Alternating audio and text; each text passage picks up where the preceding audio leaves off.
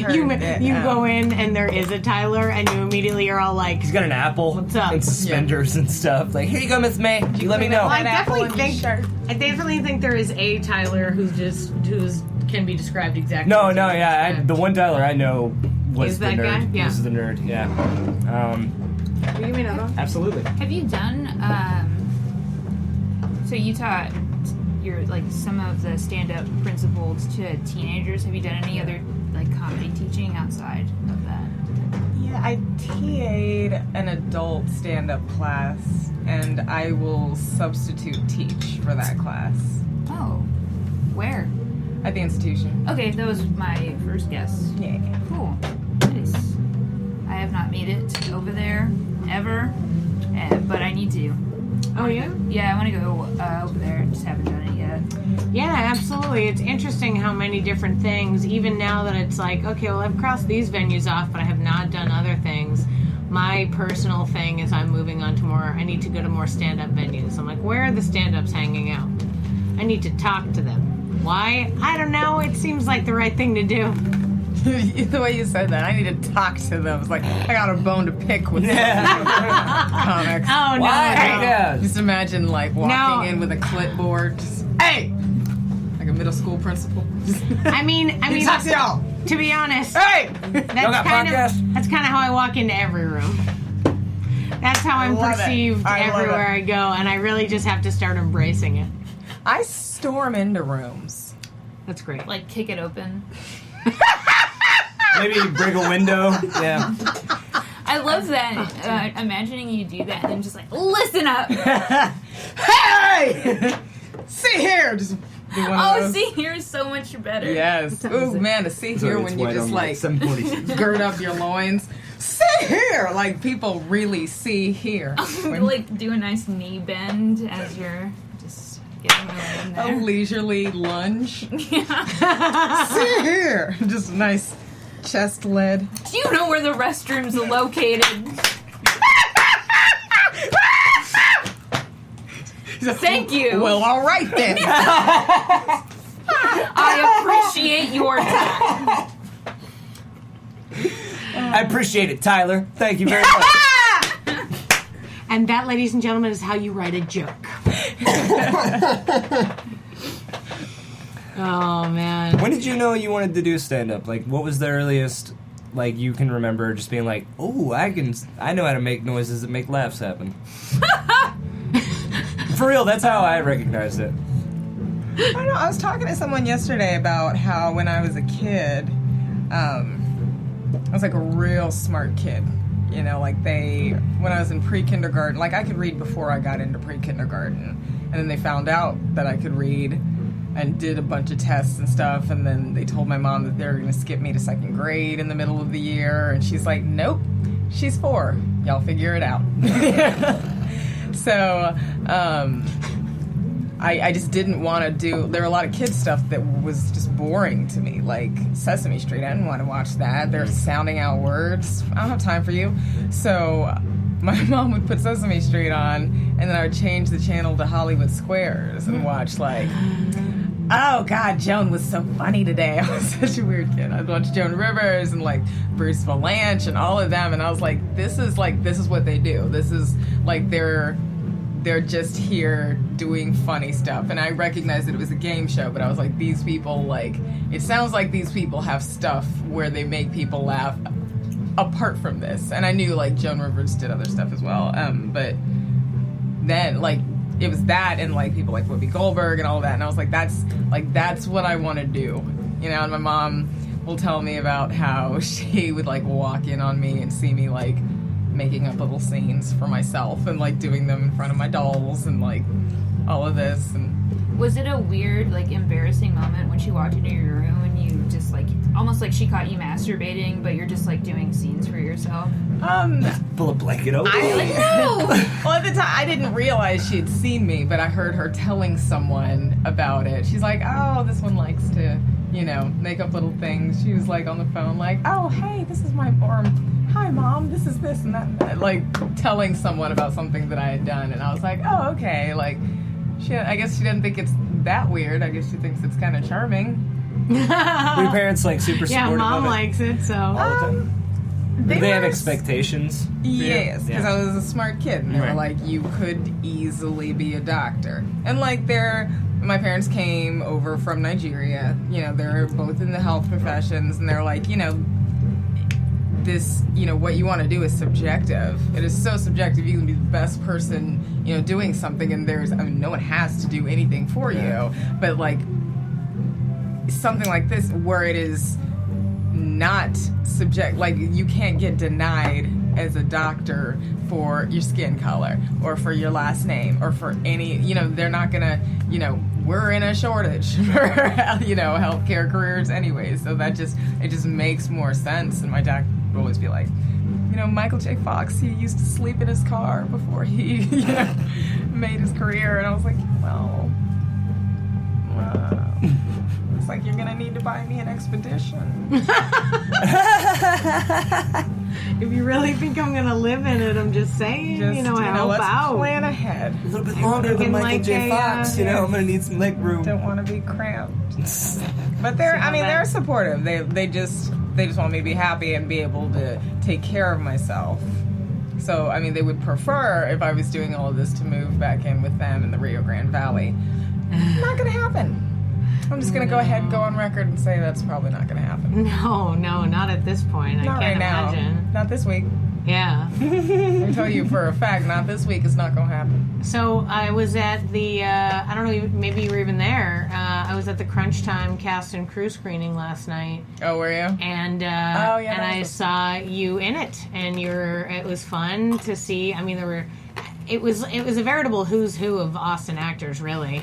It was just like, oh wait, and then I was like, oh, everybody's in this movie. Yeah. It was really great.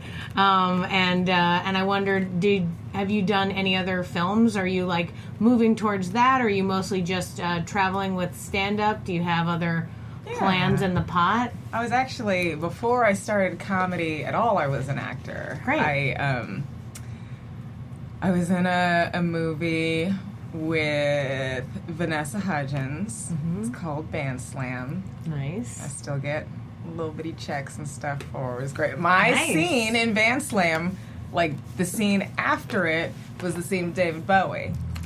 Great. It was so, goes from me to him. I'm not saying it should be on my resume. I'm just saying. I'm just saying it didn't fit. So I'm saying it on your podcast. I was on America's Most Wanted once. Really? I robbed a bunch of shit. It was great. Wow, that's No, I'm fun. kidding. I was in a reenactment. Of course. Of robbing a bunch of shit. Yeah. Yeah. Sweet. I was Hell yeah. like, can I play myself in this and get a SAG credit, please? Is this a union gig? What was that guy's name? John Walsh? Just- He was like, yeah, sure, go on ahead. Whatever, Just you didn't smiling on the security camera. Posing, yeah. Band Slam. I go back and do the reenactment. Would you They're also like- like grab the mic on the other end of the counter and just like tell them jokes before you like rob the place? Oh, that was way before I did comedy. Way before, but that wouldn't have stopped me at that point. I probably would have thought it was. It's like who was it? Socrates, right? Who's like, the more I learn, the more I realize I don't know. And that's totally true. Like, I think back and like, oh gosh, in high school, I probably would have been like, oh yeah, I'm a great stand-up comedian. Never done it, but Yeah. hello, do you hear me sometimes? Have you ever heard me in fifth period? Oh my god. Easy. And then nowadays, it's like, because there's more things to think about other than like, is this funny? It's like, okay, is this funny, but is it also true? Does it make sense? Like, what does it relate to? Like, why am I thinking about this in the first place? There's a lot of other things and filters and stuff that. Well, when you make it your career, or when you make it even your like primary art, let's say, you get really deep into it. You get to like get figure out what all those things are. Sometimes I get caught up in taking it apart.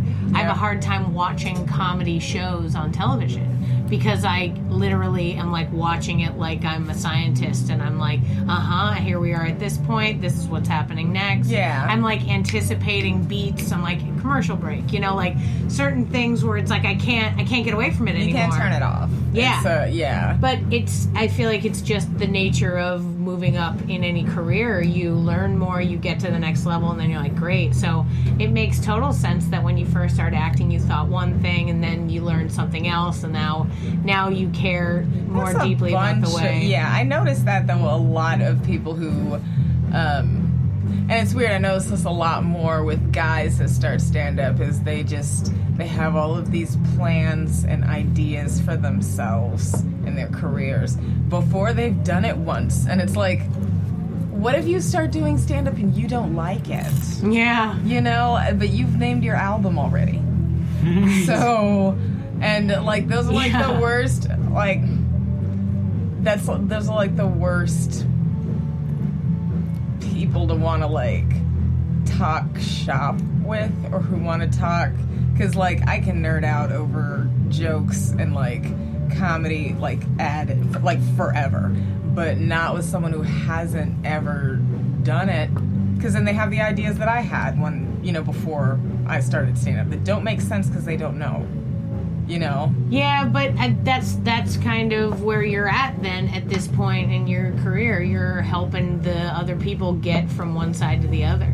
You're not in my regular life, though. Like, I'm not. No, not mentor, like day to day. Yeah. But I mean, like in the workshops you're teaching, that kind of thing. Like the idea. In a workshop is one thing, but if it's like a regular day to day, you're not going to be everybody's teacher. Have coffee with me, and then let's talk about stand up. But I don't do stand up, and I don't know anything I'm talking about, and I just want to talk your ear off about what I think is going on because I've seen all Louis C.K. specials.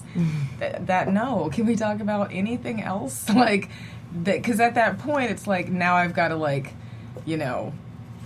I can't agree with what you're saying because what you're saying is not right. Now I've got to go and correct what you're saying. And sometimes, like, usually when somebody comes at me with that, they want to argue with me about things. And then it's like, I thought we were just having coffee. Like, why did you invite me out to, like, tell me what you think is going on, or tell me the thing about that's in my, when a dude comes up and is like, well, the thing about stand-up is, okay, how many times have you done it? None? Okay, I don't want to hear it then. Like, what do you know the thing about it? It's like it's like if someone is a history buff.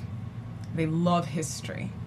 Study it. They watch the History Channel. They do all of that. They know the Dewey Decimal Numbers for every history book in the library. Then you meet two people who were in Vietnam for, like, I don't know how long Vietnam was, like 5 years, And they're talking about Vietnam from their experience.